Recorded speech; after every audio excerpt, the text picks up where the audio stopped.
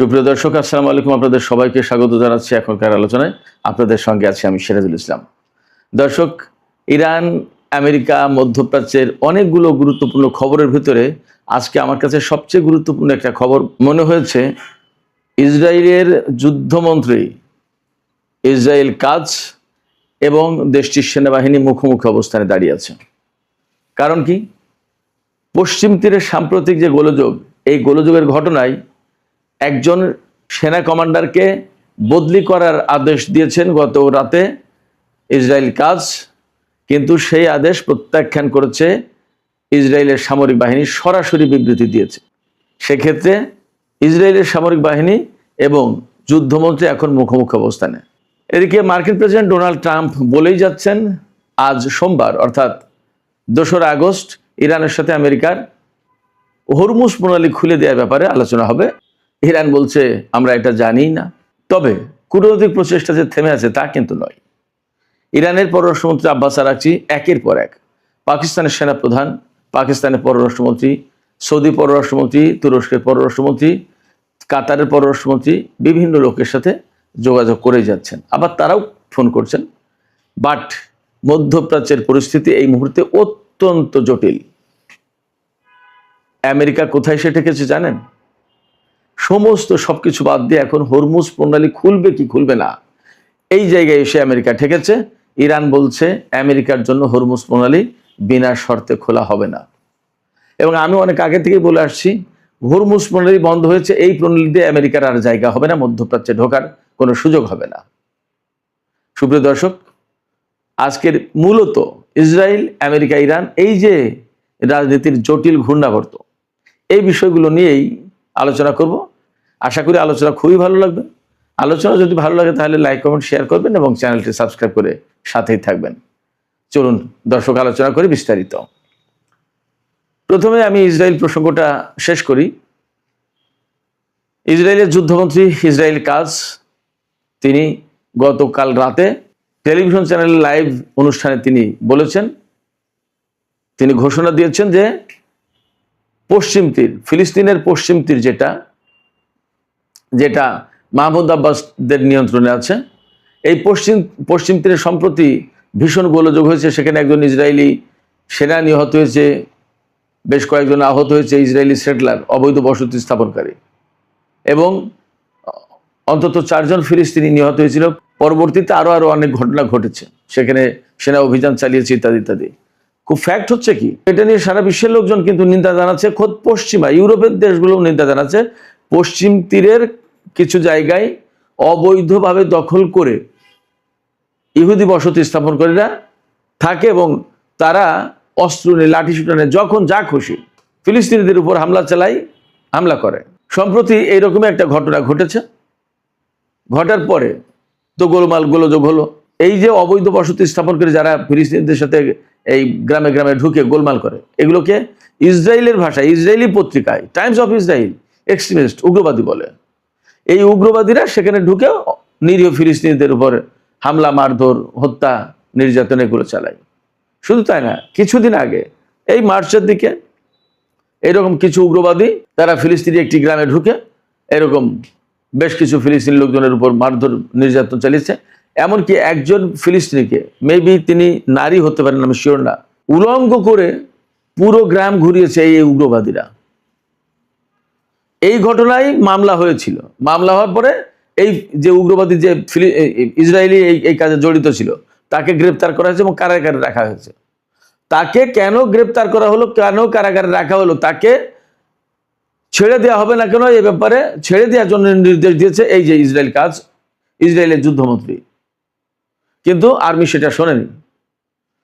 আর্মির বক্তব্য হচ্ছে, ইসরায়েলি আর্মির বক্তব্য হচ্ছে যে ইসরায়েল কাজ তার রাজনৈতিক সুবিধা, ফায়দা হাসিলের জন্য এই অবৈধ বসতি স্থাপনকারী উগ্রবাদী ইহুদিদেরকে রাজনৈতিক উদ্দেশ্যে ব্যবহার করছে, রাজনৈতিক ফায়দা লুটছে এই ইসরায়েল কাজ, এবং এতে ইসরায়েলের সামরিক বাহিনীর দুর্নাম হচ্ছে। ইসরায়েলের সামরিক বাহিনীর সরাসরি অভিযোগ, রাজনৈতিক উদ্দেশ্যে ইসরায়েলের সামরিক বাহিনীকে ব্যবহার করছেন ইসরায়েল কাজ। তো ওই যে হার্দিক, সম্ভবত তার নাম, তাকে যে কারাগারে রাখা হলো, ইসরায়েল কাজ তাকে মুক্তি দেওয়ার জন্য নির্দেশ দিয়েছিল, কিন্তু সামরিক বাহিনী সেটা অ্যালাউ করেনি। এছাড়া সম্প্রতি যে গোলযোগ হলো, এই গত এক সপ্তাহ 1.5 সপ্তাহ ধরে যে ঘটনা চলছে পশ্চিম তীরে, এই ঘটনায়ও ইসরায়েল কাজ মানে সামরিক বাহিনীর ব্যাপারে অতটা সন্তুষ্ট না। আরও বেশি হামলা, মারধর, একদম খুন জখম, আরও অনেক বেশি কিছু করতে চেয়েছিল, তার মতামত ইচ্ছাটা ছিল এরকম।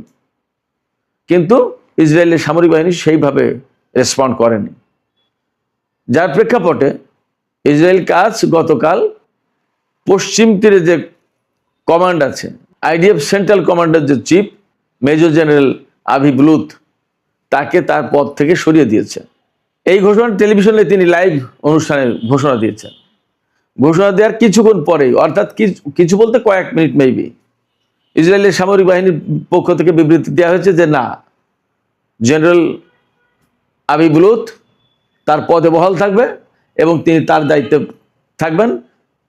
এইভাবে ইনস্ট্যান্টলি কোনো ব্যক্তিকে ক্ষমতাচ্যুত করা বা বহিষ্কার করা বা সরিয়ে দেয়া ইসরায়েলের যুদ্ধমন্ত্রীর ক্ষমতার এখতিয়ারে পড়ে না, এটা তার অধিকার নেই। ইসরায়েলের সামরিক বাহিনীর বক্তব্য হচ্ছে এটা। তার মানে দাঁড়ালো যে ইসরায়েলের যে রাজনৈতিক নেতারা ফিলিস্তিনকে কেন্দ্র করে যে সমস্ত তাদের যে খাহেশ, তাদের যে রাজনৈতিক উদ্দেশ্য, তাদের যে রাজনৈতিক সুবিধা ফায়দা, এইগুলো লুটার জন্য, এইগুলো হাসিল করার জন্য, এইগুলো হাতিয়ে নেওয়ার জন্য সামরিক বাহিনীকে ব্যবহার করে। আমার কাছে মনে হচ্ছে ইসরায়েলের সামরিক বাহিনী হয়তো কিছু কিছু বিষয়টা অনুধাবন করছে বা ভাবছে। তারা তো হুকুমের গোলাম, সরকার যদি হুকুম দেয় যে এখানে যুদ্ধ শুরু করো, তারা তাই করতে বাধ্য, তারা তাই করে। কিন্তু হয়তো বা তাদের ভেতরে কিছু মানবিক দিকও কাজ করে। আমরা সম্প্রতি কিন্তু দেখেছি ইসরায়েলের অবসরপ্রাপ্ত 500 জেনারেল, তারা সম্ভবত মার্কিন কংগ্রেসকে চিঠি দিয়েছে যে নেতানিয়াহুকে এবং ইসরায়েলের এই প্রশাসনকে আপনারা ঠেকান, তা না হলে মধ্যপ্রাচ্যে ইসরায়েলের অস্তিত্ব সংকটের মুখে পড়বে এবং এই বেনিয়ামিন নেতানিয়াহুর প্রশাসন যা করছে তাতে মানবতা টিকে থাকা মুশকিল। মানে তারা সহজ কথায় নেতানিয়াহুর বিরুদ্ধে একেবারে খোলামেলা চিঠি দিয়েছে আমেরিকার কংগ্রেসম্যান, সিনেটর, এদের কাছে। আমি বলছি না ইসরায়েলি সামরিক বাহিনী খুব ভালো, গাজায় তো তারাই এই সমস্ত করেছে। আমি বলছি না যে তারা পশ্চিম তীরে কিছুই করেনি, করেছে। বাট এটাও ঠিক যে তারা তো সরকারের হুকুমের গোলাম। এই যে আজকে পশ্চিম তীরে যে ঘটনা, সেই ঘটনায় ইসরায়েলের প্রতিরক্ষামন্ত্রী বা যুদ্ধমন্ত্রী একরকমের নির্দেশ দিচ্ছেন, আর সামরিক বাহিনী করছে আর একটা। সেই জায়গা থেকে ইসরায়েলের সামরিক বাহিনীর ভেতরে হয়তোবা কিছুটা মানবিকতার ছোঁয়া পাওয়া যাচ্ছে, দেখা যাচ্ছে, এটা বুঝতে পারছি। তবে এখান থেকে চূড়ান্তভাবে যে কথা বলা যাচ্ছে খুব পরিষ্কার করে, সেটা হচ্ছে ইসরায়েলের সামরিক বাহিনী এবং ইসরায়েলের যুদ্ধমন্ত্রী এই মুহূর্তে মুখোমুখি দাঁড়িয়ে, তাতে কোনো সন্দেহ নেই। এই গোলযোগ, এই মতভেদ, এই মত পার্থক্য আমার মনে হয় যে ইসরায়েলের প্রশাসনের সাথে ইসরায়েলের সামরিক বাহিনীকে বেশ খানিকটা দূরে নিয়ে যাবে। একেবারেই যে এটা হুট করে হয়েছে ব্যাপারটা তা না, ভেতরে মনে হয় দীর্ঘদিনের ক্ষোভ জমা আছে। হতে পারে গাজার পরিস্থিতি, হতে পারে লেবাননের পরিস্থিতি, অনেক কিছুতে। গাজার বিষয়টা খেয়াল করেছেন, গাজায় আনুষ্ঠানিকভাবে সরকারিভাবে যে রেকর্ড, তাতে গতকাল 73,000 ছাড়িয়ে গেছে নিহতের সংখ্যা। সেখানে সক্ষম পুরুষদের, অর্থাৎ কাজকর্ম করে খেতে পারে এইরকম পুরুষদেরকে যতটা হত্যা করা হয়েছে, তার চেয়ে বেশি হত্যা করা হয়েছে শিশু এবং নারীদেরকে। কারণ কি, একটা প্রজন্ম গ্যাপ যাতে পড়ে যায়, সামনে ফিলিস্তিনে যাতে লোক সংকট তৈরি হয়, জনসংখ্যার ঘাটতি পড়ে, যাতে তরুণ কিশোর গড়েও না উঠতে পারে। এটা কিন্তু বিরাট একটা লক্ষ্য ছিল। সেই জায়গা থেকে যে অমানবিক কাজ করা হয়েছে, এই অমানবিক কাজে তো এই সামরিক বাহিনীকে ব্যবহার করেছে রাজনৈতিক নেতারা। আমরা দেখতে পারি যে এই সমস্ত ঘটনার পরে ইসরায়েলের সামরিক বাহিনীর বহু সদস্য আত্মহত্যা করে, পাগল হয়ে যায়, মেন্টাল প্যাশেন্ট হয়ে যায়, ট্রমাতে ভোগে। চোখের সামনে একের পর এক মানুষ হত্যা করছে। তরুণ একটা একদম বসত বাড়ির ভিতরে, ঘরের ভিতরে হয়তো মা বাবা ভাই বোন বাচ্চা কাচ্চা নিয়ে হয়তো 10-12 জন 15 জন ছিল, তাদেরকে নির্দেশ দেওয়া হয়েছে ওই বাড়ি উড়িয়ে দাও বোমা মেরে, হয়তো দিয়েছে ইসরায়েলি বাহিনী। কিন্তু চোখের সামনে এতগুলো মানুষকে মরে যেতে দেখেছে, বাচ্চাদের বিভৎস দৃশ্য দেখেছে অনেক সেনা, যারা সেনাবাহিনীতে চাকরি